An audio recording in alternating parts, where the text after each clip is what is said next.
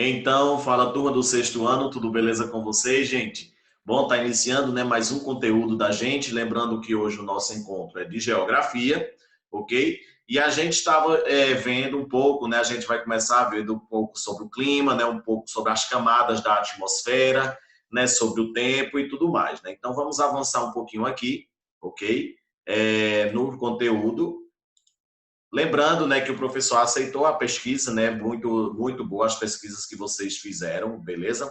A respeito, enfim, do futuro das próximas gerações, né, devido às mudanças climáticas que vêm ocorrendo, né, devido à grande concentração, né, de gases, né, do efeito estufa, gases carbônicos, né, ou seja, que estão cada vez mais presentes na atmosfera, né? Então, vocês fizeram muito bem, né, a pesquisa, ok? Então, estão todos de parabéns. Então, vamos aqui, né, adiantar o nosso assunto, né, as camadas da atmosfera, né? Então, a gente sabe muito bem que, né, diante de toda essa atmosfera, né, a camada de gases, né, ou seja, que compõe praticamente toda essa camada de gases, né, a gente tem aí as subdivisões, né, da camada da atmosfera, né, ou seja, toda, né, as subdivisões, né, e toda essa espacialidade, né, ou seja, então a gente tem a troposfera, né, que é onde, por exemplo, se encontra basicamente, por exemplo, as nuvens, os topos das grandes montanhas, né, por exemplo, como o Monte Everest,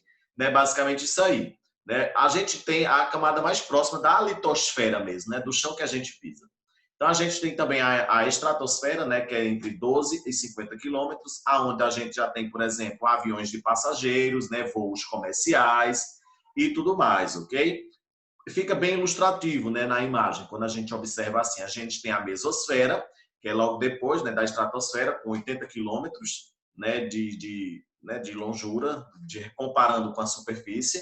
Aí a gente tem a termosferas, né, ou seja, que já enfim, é uma região onde já coloca, por exemplo, satélites de rádio, enfim, satélites de GPS, ônibus espaciais, né, ou seja, para mostrar o espaço, né, de uma altura mais precisa, né, onde a gente pode ver e acompanhar a Terra no seu formato geoidal e tudo mais, ok? E a exosfera, né, que é a última camada, né, é a camada onde, por exemplo, atinge ali os 800 quilômetros de altitude, onde a gente tem aí as sondas espaciais, os principais satélites e tudo mais, beleza, gente? Então aí tem aí as subdivisões das camadas atmosféricas, ok? Aí só falando, né, um pouco da diferença, né, do que é o clima, né? Que a gente sabe que a gente começa a se confundir bastante, né, quando a gente vem tratar um pouco do que é tema e do que é clima, né? Então, qual é a diferença entre tempo e clima? Ok? Fica essa questão aí.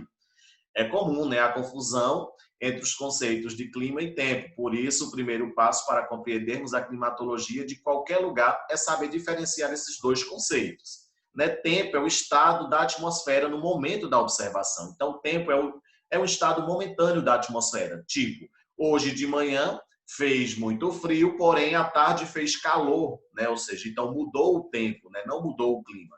Já o clima diz respeito a algo permanente, né? Ou seja, a um estudo de vários comportamentos de tempo, a gente pode dizer assim, né? Então, o clima é um estudo específico baseado em torno de 30 anos, né?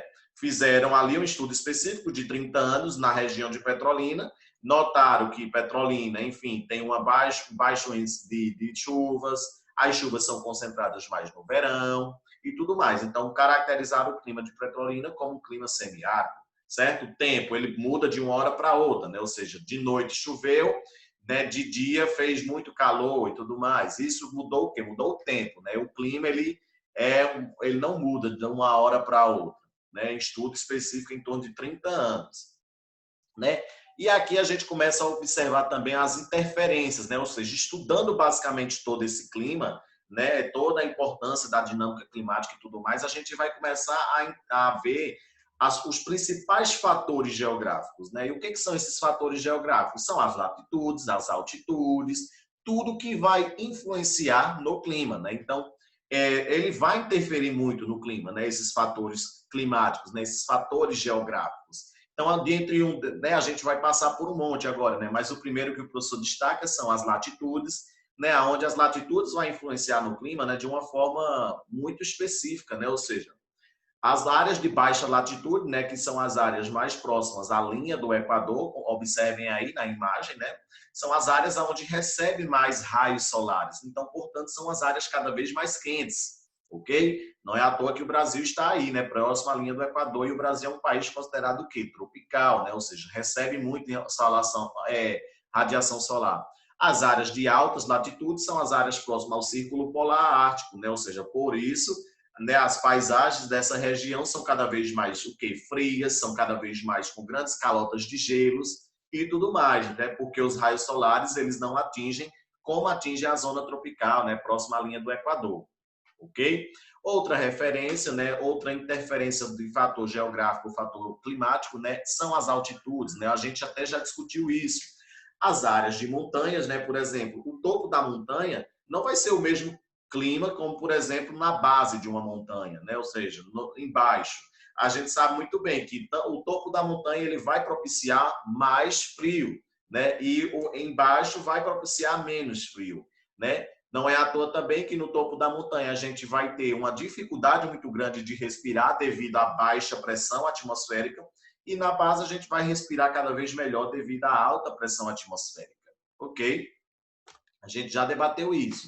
As massas de ar, né? Ou seja, as massas de ar também vão interferir bastante, né? Ou seja, nos principais climas, né? Aqui a gente pega como exemplo as massas de ar que atingem o Brasil, né? Então, tipo, elas vão ter um poder de influência muito grande, né? Sobre a dinâmica climática das regiões aí. Então, a gente tem aí a massa equatorial atlântica, né? Ou seja, que é formada próximo à linha do Equador, né? Com influências do Oceano Atlântico. A gente tem aí a massa, por exemplo, a massa equatorial continental, é formada dentro do continente, né? Ou seja, e próxima à linha do Equador. Então, a gente, se ela for formada dentro do continente, ela já vai ser o quê, por exemplo? Ela já vai ser seca, né? Por exemplo, uma que é formada dentro do Oceano Atlântico. Ela foi formada dentro do Oceano Atlântico, né?